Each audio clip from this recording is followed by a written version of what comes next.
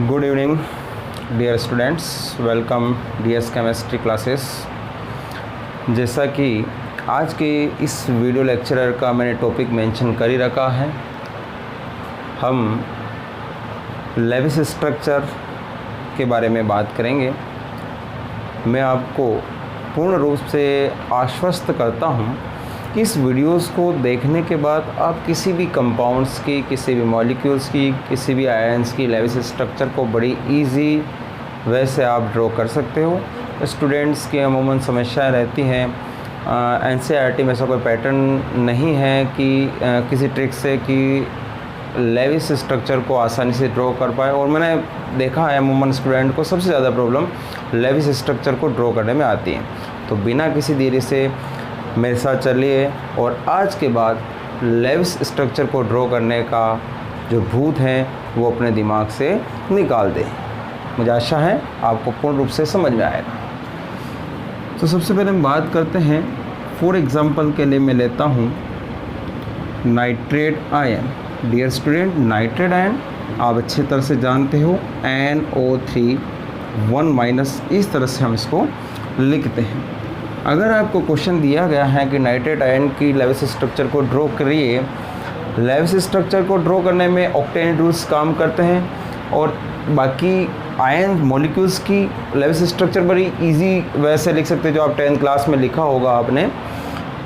यहाँ पे थोड़ा आयंस की बात कर रहे हैं तो लेविस स्ट्रक्चर थोड़ा डिफरेंट टाइप से लिखा जाएगा। जैसे सबसे पहले आपको क्या करना होता है, यहाँ पे आपको आयंस में सेंट्रल मेटल को ड्रॉ कर देना है। तो यहाँ पे सेंट्रल मेटल या सेंट्रल जो एटम्स है वो कौन है, नाइट्रोजन है। और यहाँ पे आपको दिख रहा होगा ऑक्सीजन के 3 एटम्स हैं। तो मैंने 3 एटम्स को इस तरह से ड्रॉ कर दिया है। अब इसके बाद में हमें देखना है कि नाइट्रोजन की वैलेंसी कितनी होती है।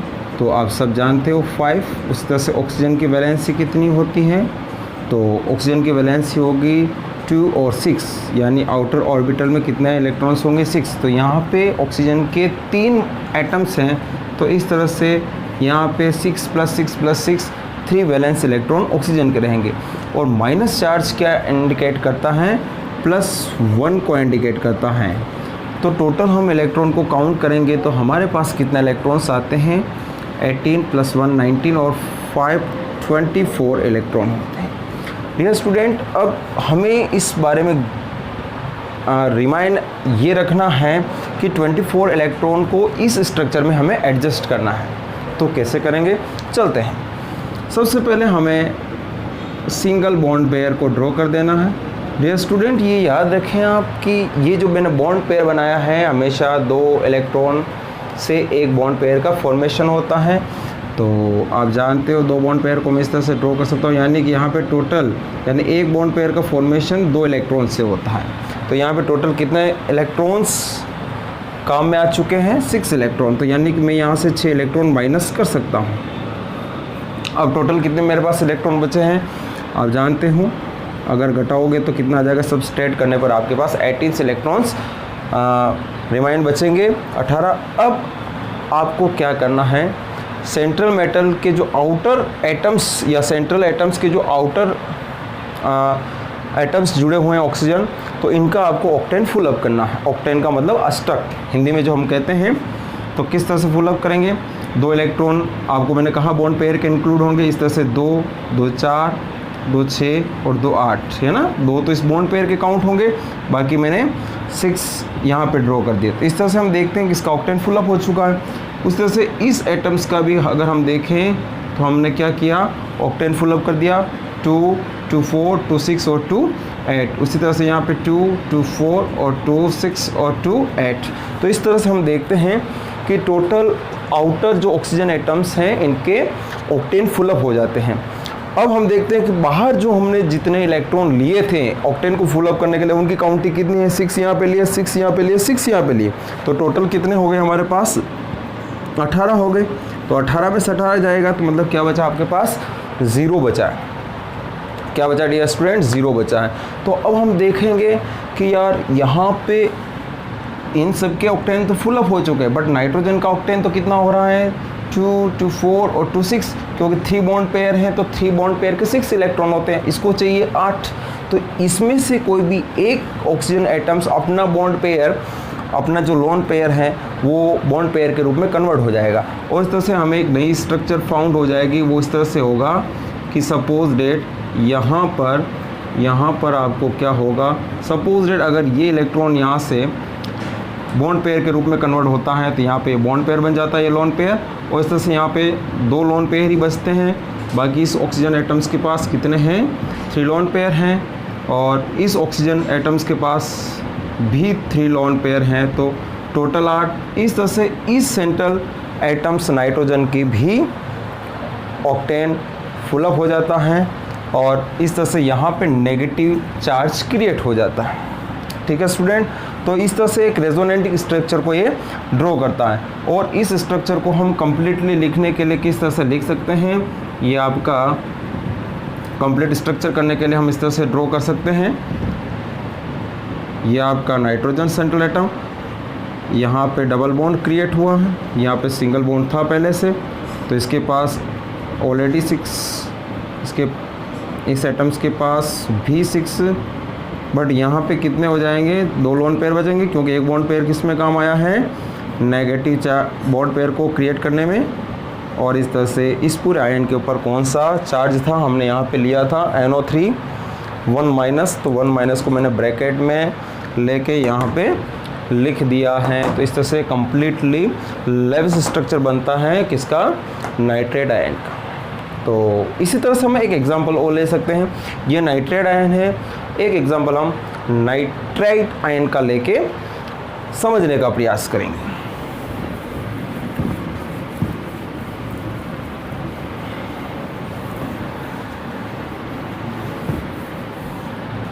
नाइट्राइट आयन फॉर्मूला क्या रहेगा डियर स्टूडेंट, NO2 1-। बस अब हमें पहले हमने देखा है, अब बिना देरी से हमें आइडिया आ गया, फटाफट क्या करेंगे, सेंट्रेट एटम्स को लिया, 2 ऑक्सीजन को हमने इसके सराउंडिंग इस तरह से किया। अब देखते हैं, नाइट्रोजन की वैलेंसी 5 होती है, ऑक्सीजन की वैलेंसी 6 होती है, 6 2 बार है तो 2 बार लिख दिया। 1- का मतलब होता है प्लस का 1 करना। टोटल कितने इलेक्ट्रॉन हुए, काउंट किए, 6 6 12 130, और 5 काउंटेड किए तो टोटल कितने इलेक्ट्रॉन हो गए, 18 इलेक्ट्रॉन हो गए। डियर स्टूडेंट कितने हो चुके हैं, 18 इलेक्ट्रॉन। अब फटाक से 18 इलेक्ट्रॉन को इस स्ट्रक्चर में आपको एडजस्ट करना है। सबसे पहले आपको 1 बॉन्ड पेयर क्रिएट कर देना है, 1 बॉन्ड पेयर दोनों के बीच में किया तो इस तरह से कितने इलेक्ट्रॉन हो चुके हैं, 1 बॉन्ड पेयर के 2 इलेक्ट्रॉन, इस तरह से यहाँ पे 2 बॉन्ड पेयर क्रिएट हुए हैं तो 4 इलेक्ट्रॉन को आपने माइनस किया, टोटल आपके पास कितने बचेंगे, 14 इलेक्ट्रॉन लेस बचेंगे। अब हम देखते हैं, फिर से मैंने कहा आउटर ऑर्बिटल्स, आउटर जो एटम्स है इनके ऑर्बिटल को फुलअप करना है। ऑक्टेन को फुलअप करने के लिए 2 2 4 2 6 और 2 इसका 8, उसी तरह से 2 2 4 2 6 और 1 बॉन्ड पेयर का तो 8। इस तरह से कितने इलेक्ट्रॉन्स हो चुके हैं आउटर एटम्स के ऑक्टेन में। हमने 6 यहाँ पे जोड़े हैं, 6 यहाँ पे जोड़े तो 12 इलेक्ट्रॉन, 6 और 6 12, ये माइनस किया, टोटल और कितने लेफ्ट हुए हैं, 2 इलेक्ट्रॉन लेफ्ट हुए हैं। 2 इलेक्ट्रॉन जो लेफ्ट हुए हैं उसको हम कहाँ पे लगा देंगे, यहाँ पे लगा देंगे लोन पेयर के रूप में।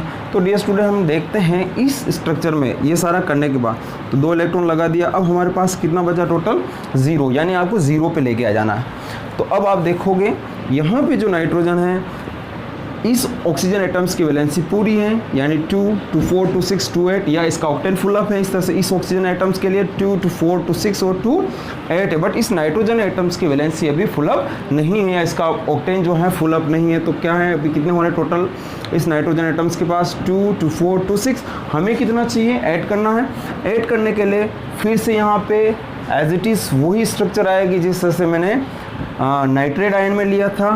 तो यहाँ पे हम क्या करेंगे, एक किसी भी ऑक्सीजन एटम्स के द्वारा अपना लोन पेयर इसको डोनेट कर दिया जाएगा। जैसे तो यहाँ पे ये दोनों हट के यहाँ पे आते हैं और इस तरह से जो नई स्ट्रक्चर ड्रॉ होती हैं तो ये क्या बनाएगा, बॉन्ड पेयर बना देगा। लोन पेयर यहाँ पे अटैक किया तो यहाँ पे 2 लोन पेयर बचेंगे, क्योंकि एक लोन पेयर तो बॉन्ड पेयर बनाने में काम आया। तो यहाँ पे नया बॉन्ड क्रिएट हुआ उधर, तो आपके 3 लोन पेयर ऑलरेडी हैं, तो ये तीनों लोन पेयर बना दिए, और इस तरह से यहाँ पे नेगेटिव आयन क्रिएट हो जाएगा, है ना। और इस तरह से हम कंप्लीट रूप से अगर इस स्ट्रक्चर को, किसकी स्ट्रक्चर को, नाइट्राइड आयन को लिखेंगे तो किस तरह से लिखेंगे, एन, यहाँ पे आपका सिंगल बॉन्ड, यहाँ पे आपका डबल बॉन्ड, यहाँ पे आपके 2 लोन पेयर बचे, यहाँ पे आपके कितने बचे हैं, 3 बचे हैं।